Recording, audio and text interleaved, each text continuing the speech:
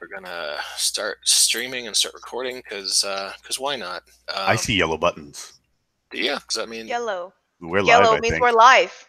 live. Hey, folks, thanks for tuning into the BAMF podcast. I'm your host, Mike Lafferty, and we were going to do a Supers Revised Edition Vehicle Combat, but one of our co-hosts has requested that we hold our fire until he can join us. So we are chilling out and doing another Coffee and Concepts, our second Coffee and Concepts this week, where we're going to talk about time travel. You guys still there? Yep, Yeah. we're still here. All right, cool. It got really quiet, so I was worried. So these are short, fun little conversations we do while drinking coffee and talking about different concepts and how they can fit into games. And we decided time travel because right now I'm actually writing a time travel themed adventure for the Improbable Tales line. So this has been on my mind kind of a lot. This came up in my pull list this week, Squirrel Girl 42, which is oddly, and what must be a time paradox, the 50th issue of Squirrel Girl. She has one of those Kang the Conqueror storylines where she's fighting Kang in 3 different time periods.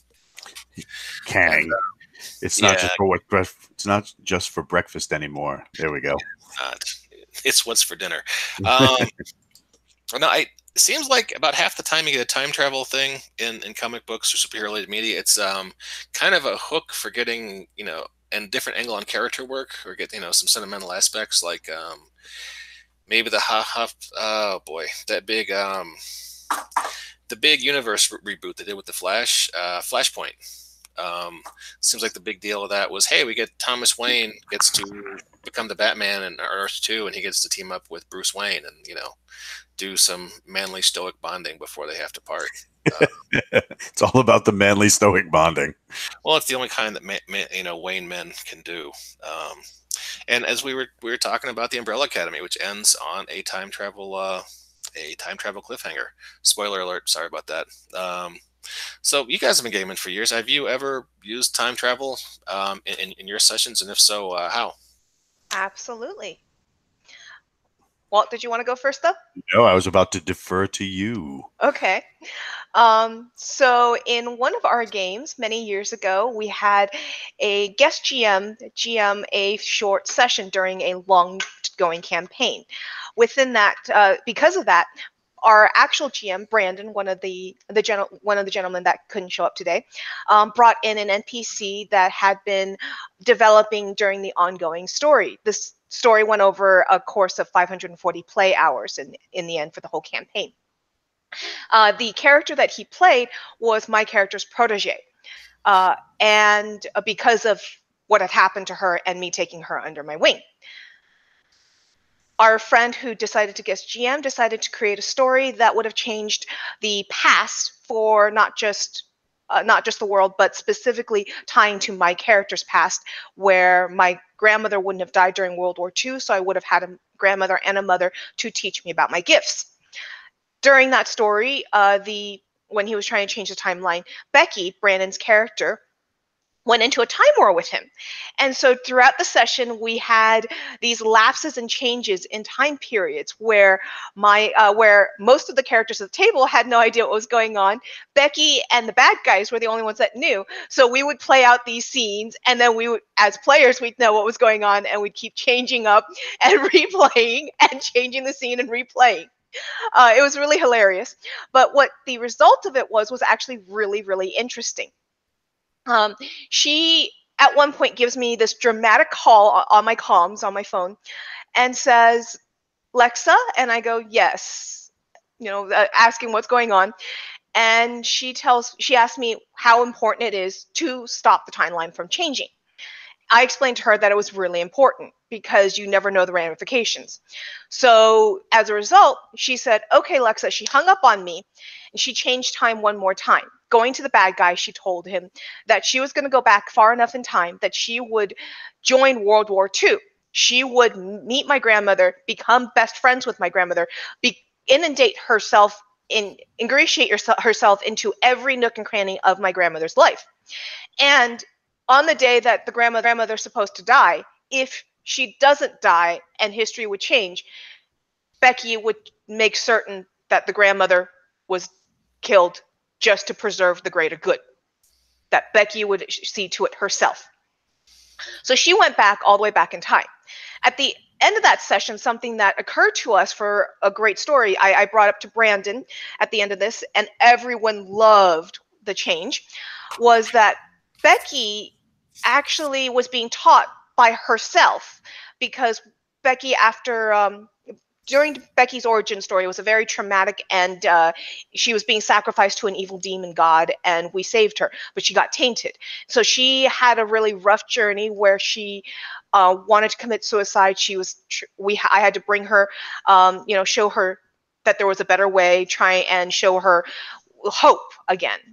And I found her a teacher named Agatha. What occurred to us at the end of that time travel session was clearly Agatha was Becky, having traveled back in time, then experienced through the future, and so she met herself to teach herself. So it became a really cool story that continued to unfold as it went on.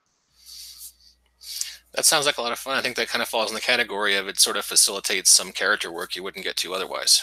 Mm-hmm. Agatha was, by the way, I don't remember the character's name right now in Fantastic in the comic book, but Franklin Richards' teacher, that elderly lady, that was who Agatha was originally. That was the character portrait we used. I don't remember who it is right now. Let me go look it up on Google. Okay. Walt, how about you? Yeah, we have this little game that we do called Supers, and I have heard of it. Yeah. It's not like I talk about it all the time or anything, but we did. We hired John McMullen to do this massive time travel adventure, and it's just got to get the layout. It just woke up and rolled out of bed. It's got to get its layout pants on, and then it'll be out to copious amounts of people around the Superverse. But one of the things that we had to do was we had to playtest the crap out of this. So we joined with the Midnight Riders, which is my playtest group, and we tried to break time as much as possible, which was both fun and frustrating at the same time. There's so much kind of like media about time travel that there's so many different theories about it. But as a side note, and an interesting thing about science, did you guys hear that a bunch of folks with a quantum computer had successfully reversed time inside of a quantum environment? Yes. I also heard about the fact that a bunch of quantum scientists managing to teleport molecules. Right? So that was years ago, 3 years ago now. Oh my God, so good. Well, not so good. I mean, technically this is how you get aliens, but I mean, so yeah. So one of the things we did was John made these really fantastic, kind of like these diagrams that allowed us to kind of mess with time a little bit and see how. Can you guys see that? Forms of time travel. Yeah. Mm-hmm. So allowed us to really mess with things and see what we could do with the time stream and stuff like that. And we had to basically come up with a dissertation on how time travel should work in games, which I think there's so much good stuff out there. And the only thing I think I would use time travel for is to have more time to try more and more types of coffee. Like today, for example, I'm drinking a cup of Death Wish coffee, which is the most highest caffeinated coffee supposedly you can get. So have you got like the Jolt Cola of coffees from back in the day? It is, yeah, but it's not doing anything for me. I don't know. I'm not bouncing off the ceiling yet. But it's really good, really tasty. I got a dark roast, and as far as what I need it for right now, it's working. But back to the time travel thing, I think my favorite version of time travel comes from. Have you guys watched on Netflix the TV show travelers. Yes. Mike? No, I have not. Well, the thing I like about it is it's not jumping into a giant machine and physically transporting back to an actual place in time. That would be kind of like temporal translocation. Your body is actually moved through time. They're using temporal psychometry, which is they're projecting their consciousness back in time. This is another big feature in games like Assassin's Creed, where I'm sorry, Alice, go ahead. I was just going to mention that if you remember, 5 actually said that he projected his consciousness through time, and that's why he ended up with the body that he did and not the body that he should have. Yeah, absolutely. Who's a quantum construct, he said, right? Yes. Yeah. So, I mean, I love the idea of projecting your consciousness rather than just, your whole body, a la Time Cop from Jean-Claude Van Damme. Because I don't know. Yeah. Or Terminators. Terminators. Yep. Nothing Dead Will Go. So I think there's a lot of cool things that you can bring to a game table like this. What do you guys think about using time travel to like the Flashpoint thing and to reset at the game table? Do you think it's going to cause more problems than it solves?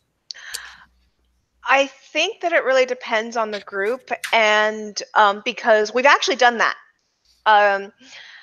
We have used time and space, quantum mechanics, and such like that to reset campaigns into superhero campaigns into Elseworld ones, and it can work and it cannot, depending on the people that you're dealing with. In specific, Brandon wanted certain characters to live out a different option of quests and of lives and stuff that he had in his brain to offer. So he decided to zhao and change the world due to a time thing, quantum thing. I could never have I never had the players that wanted to do the change the world for the better. It was always, we must travel back in time. And then when you ask why, you find out they had that one picture in high school where they were wearing the wrong pants or had the worst hairstyle, and they wanted to just go back and change it. Well, I would tell myself not to not get the perm circa 1987. I think this segues into an interesting thing about quantum mechanics and quantum structures in games, because that's not just about time travel necessarily, but about dimensional travel, isn't it? And so that brings up, I think, a good point, because it's interesting, because you need to know what your players are wanting to do, about if they want to preserve timelines, if they want to change timelines, etc. But also, what's important is how much they idolize and want to try and mimic what is in comic books and TV shows. Because if you look at an Alex, John, and my old gaming group, I am so sorry for throwing you guys under the bus right now. Apologize beforehand. But if you look at comic books and TV shows, when they travel to a different planet, different dimension, different time, they always want to try and make things better. And they always save the world and then end up going back to seconds before they left or seconds after they left. So nothing really messed up with their current place. Well, some players, it's hard to wrap their brains around. In the same campaign that I'm talking about, it did go 540 hours, so there's a lot of stories from it.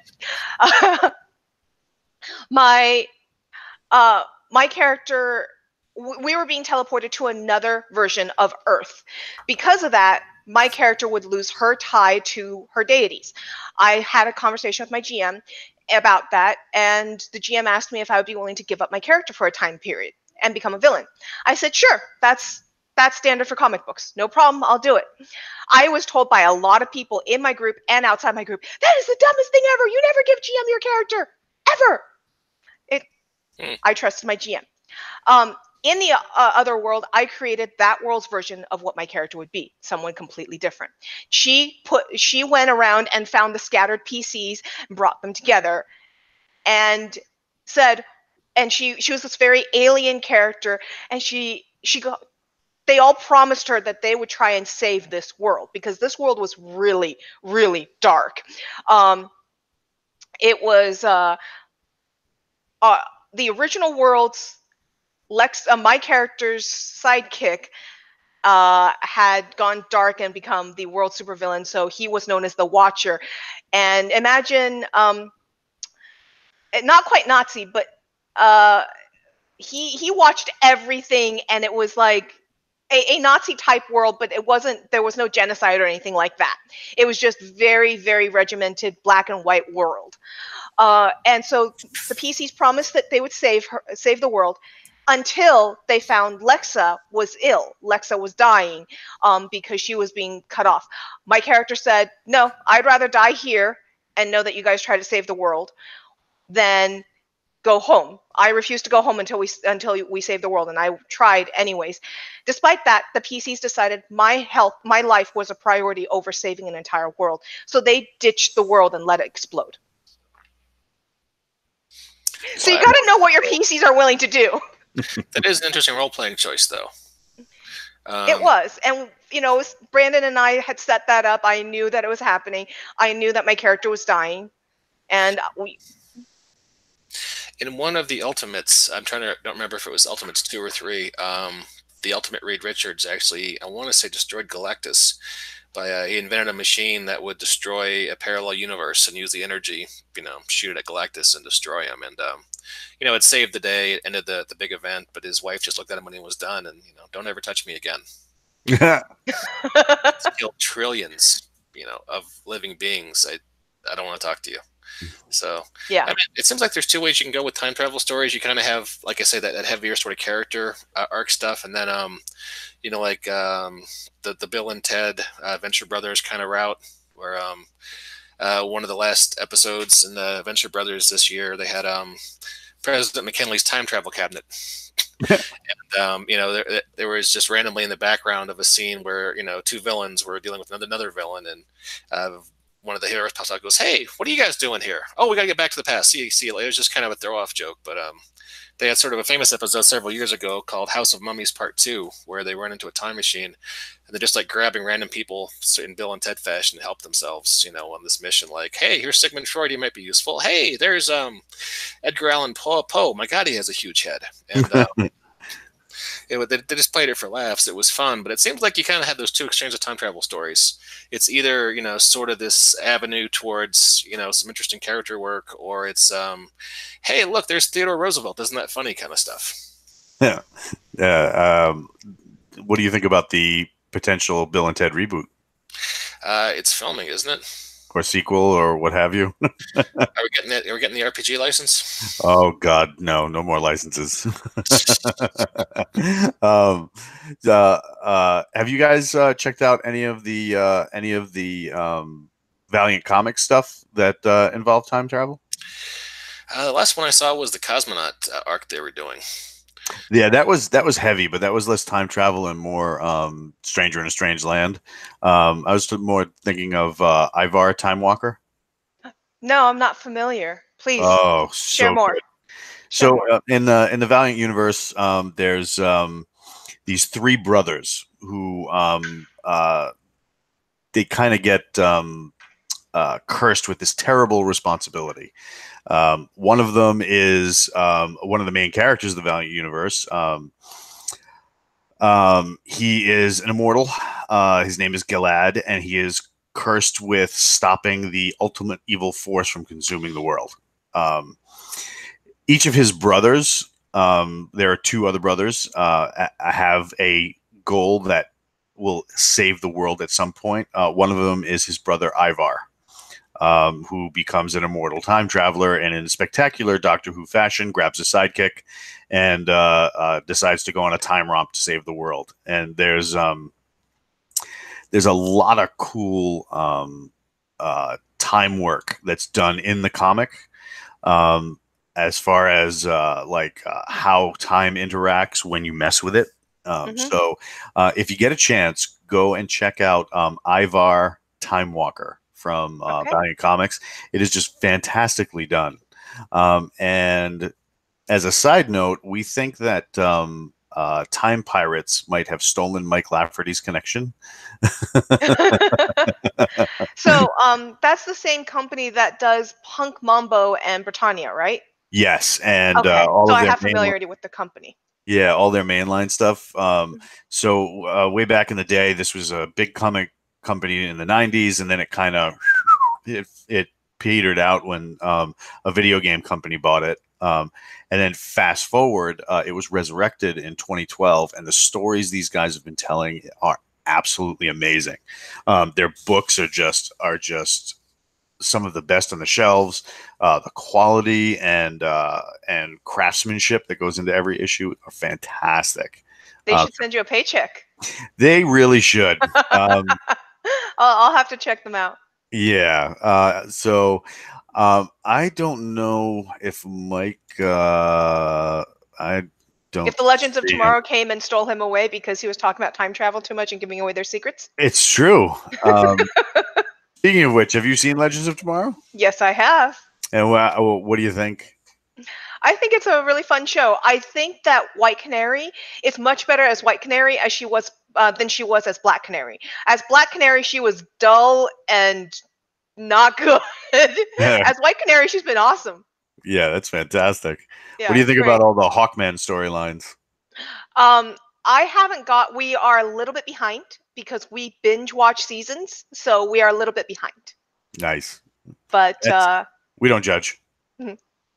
yeah, I just heard that Arrow is going to be canceled soon because some people don't want to renew their contracts and said just screw it. Well, yeah, Stephen Amell just did a big like tearful goodbye to the fans. Yeah.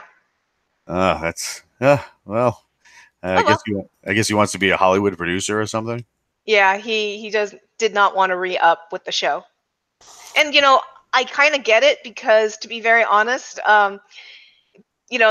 they can say that it's all that they use a lot of stunt people. That's true, but he does have to go through a very grueling physical training regimen because certain scenes they don't use they don't use stunt doubles, and he can actually do the pull-up jumps Salmon ladders. himself. Yeah. Yeah, I tried that a couple times. Like I said, tried. It's not easy. No. You have to have a massive amount of upper body strength, and you have to have a massive amount of core stability and core strength. Absolutely. Yeah, I don't think I'm going to cut that. I think those days are behind me. But I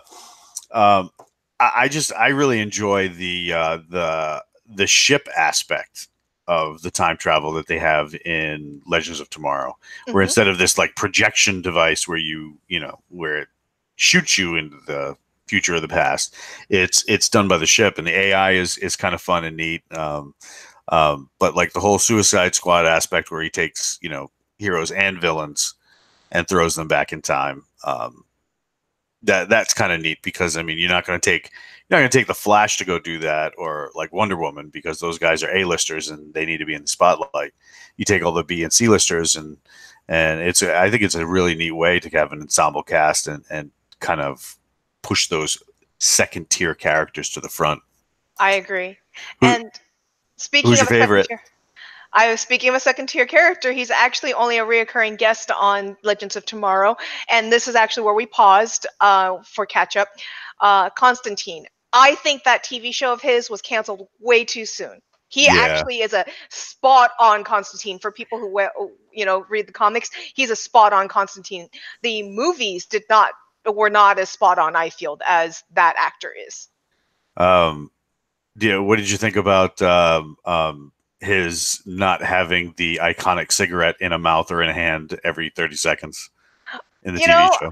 I get it, and they do show that he has it, so it's just not in his fingers all the time. Right. So they made it a little more subtle. I actually enjoyed that. So, Mike is calling from the past. Oh, where is he? He's